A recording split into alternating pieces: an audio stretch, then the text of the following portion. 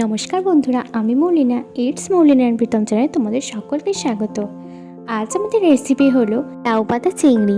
এটা খেতে অসাধারণ আর স্বাস্থ্যকর।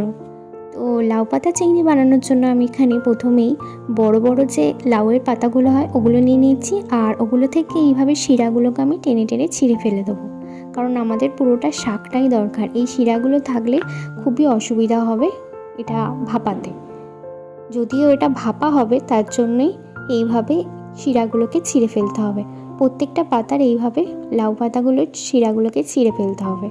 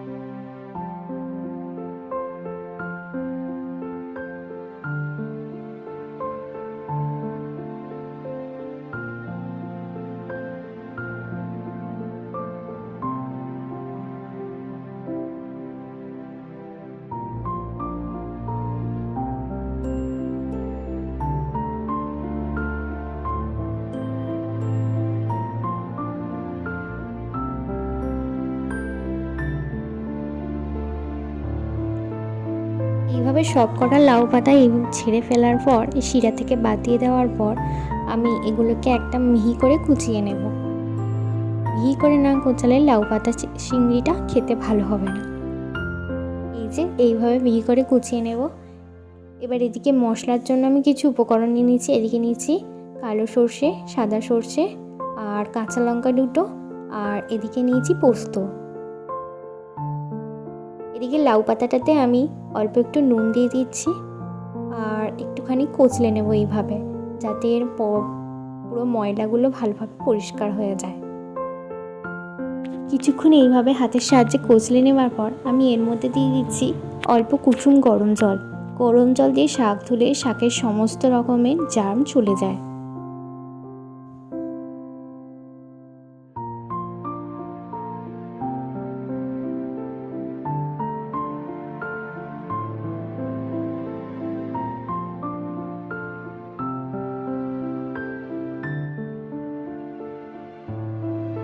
শাক থেকে জলটাকে ভালোভাবে নিংড়ে এইভাবে আমি একটা আলাদা পাত্রের মধ্যে নিয়ে নিচ্ছি শাকগুলোকে।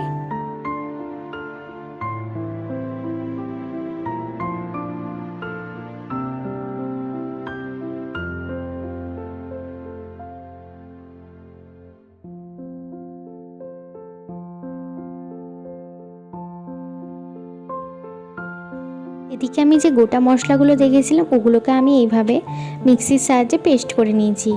একসাথে পেস্ট করে এইভাবে একটা পাত্রের মধ্যে রেখে দিয়েছি। এদিকে আমি শাকটা একটা পাত্রের মধ্যে নিয়ে নেব। দেখতে পাচ্ছেন শাকটা ধোয়ার পর কইটুকুনি হয়ে গেছে। তো এই শাকটার মধ্যে আমি এবার একে একে সব উপকরণ দিয়ে দেবো। এদিকে আমি কয়েকটা ছোট ছোট সাইজের চিংড়ি মাছ দিয়ে দিচ্ছি। এগুলোকে আগেই আমি মাথা ধুয়ে ভালো করে পরিষ্কার করে কেটে রেখে দিয়েছিলাম।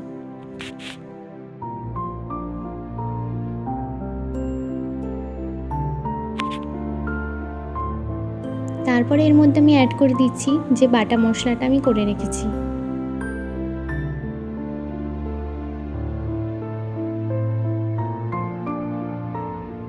তারপরে সব উপকরণগুলো আমি একসাথে মিক্স করে নেব হাতের সাহায্যে, যাতে সব কিছুর মধ্যে মশলাটা ভালোভাবে পৌঁছায়।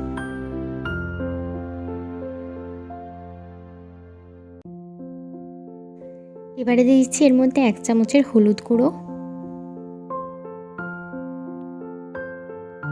আর এদিকে আমি একটা টিফিন বক্স নিয়ে নিচ্ছি ভাপানোর জন্য। এর মধ্যে আমি অল্প একটু পরিমাণ সর্ষের তেল দিয়ে দিচ্ছি। সর্ষের তেল দিয়ে টিফিন বক্সটাকে ভালো করে মাখিয়ে নেব এইভাবে।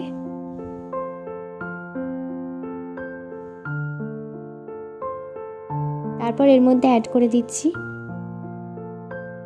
ওই শাকটা। এইভাবে ভালো করে টিফিন বক্সটার মধ্যে চাড়িয়ে দেব।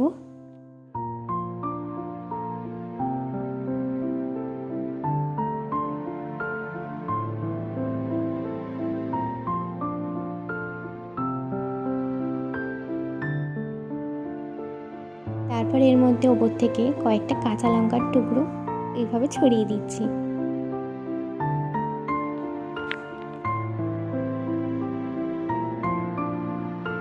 এবার শেষে দিয়ে দিচ্ছি অল্প একটু পরিমাণ সর্ষের তেল।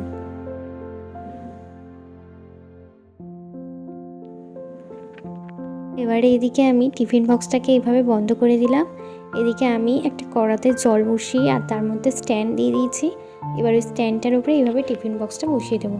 45 মিনিটের মতো রান্না করার পর তৈরি হয়ে গেল আমাদের লাউ পাতা চিংড়ি ভাপা। এটা একটা চটজলদি কোনো একটা রেসিপি। এটা আমরা বাড়িতে পারলে যখন খুশি বানিয়ে খেতে পারি। গরম গরম ভাত দিয়ে খেতে এটা অসাধারণ লাগে। আপনারা বাড়িতে একবার হলেও ট্রাই করবেন এই রেসিপিটা। ভিডিওটা ভালো লাগলে অবশ্যই লাইক করে দেবেন, চ্যানেলটাকে সাবস্ক্রাইব করতে ভুলবেন না। দেখা হচ্ছে পরবর্তী অন্য কোনো ভিডিওয়ে। ততক্ষণের জন্য take care, tata, bye by.